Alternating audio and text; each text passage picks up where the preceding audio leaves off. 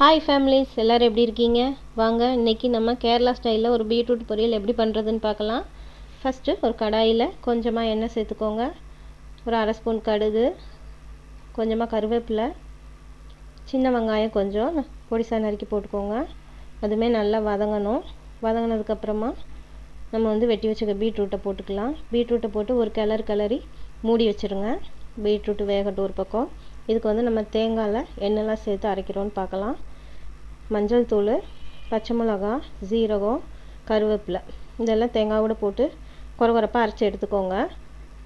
Beetroot வெந்ததுக்கப்புறமா நம்ம அரைச்சி வச்ச தேங்காய் விழுதும் தேவையான அளவு உப்பு சேர்த்து கிளறி விட்டு மூடி வச்சுருங்க.